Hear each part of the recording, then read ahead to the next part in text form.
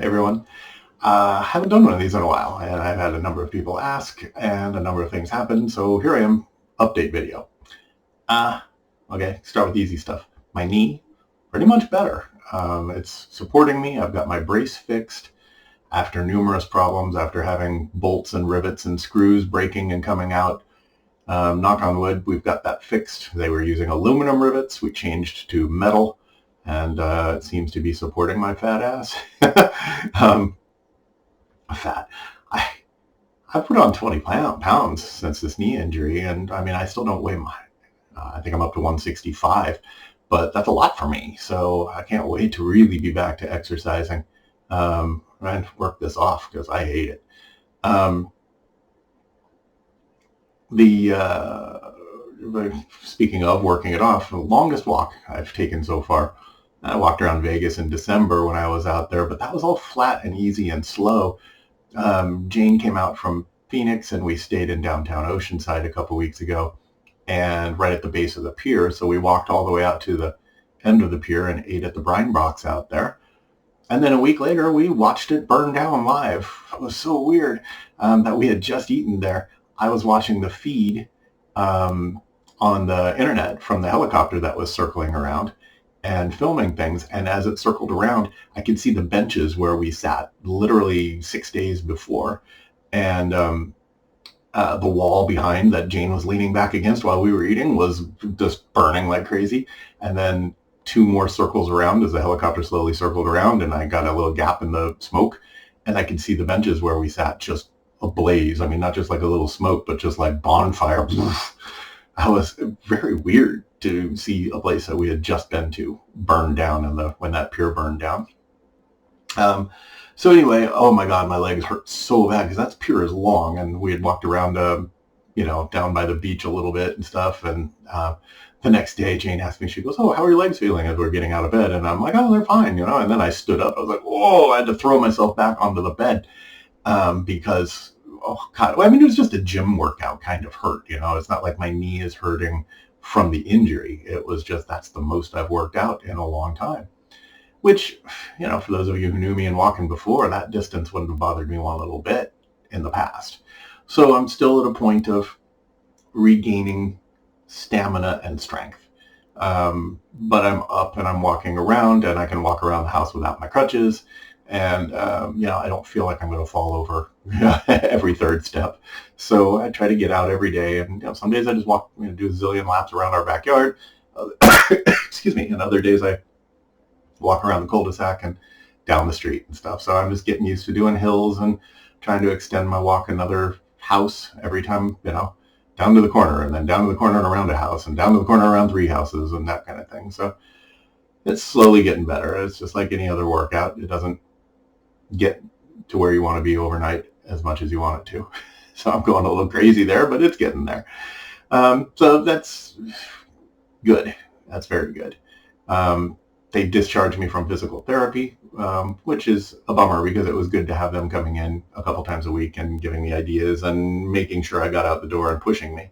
But I learned a lot from them, and basically the insurance got to a point where they're saying, "Hey, with these measurements of speed and strength and stuff, you're fine. We're not going to pay for it anymore." So there it goes.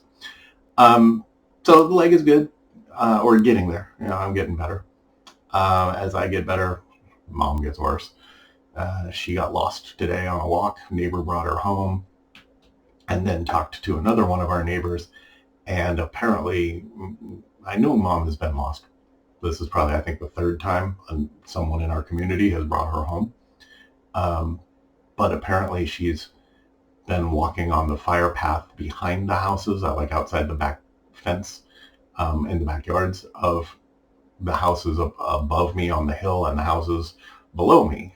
So like the outskirts of our community, where neighbors have commented, complained, talked to her, and apparently, like, they were talking about reporting her to social services and stuff. So that all came up. The gal who talked to the person who brought her home, this was just an hour ago, is a nurse, and she said, "Oh, they're friends, and I'll take care of them, and hopefully it's not going to get reported." Because the fact of the matter is, if someone has a mandated report, reports what's going on here to social services, they could say, Sue's taking care of Brian and Brian's taking care of Sue, and neither of them is capable of taking care of themselves or each other, and we could wind up in adult protective services. I'm not kidding.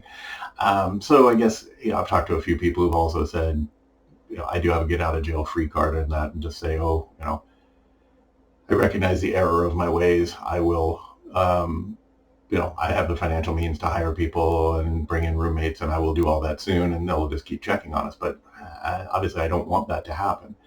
As I work on this, which I have been for the last few weeks, I've also had a number of people tell me the same type of thing. They're like, don't start doing this. Don't start trying to get an assistant. Don't call Social Security to see if they'll help pay for things until you're ready to actually do it. Because the problem is, if you call Social Security and say, hey, here's the situation, again, they have a mandatory report, and they could report to, in-homes protective services or whatever, or adult protective services.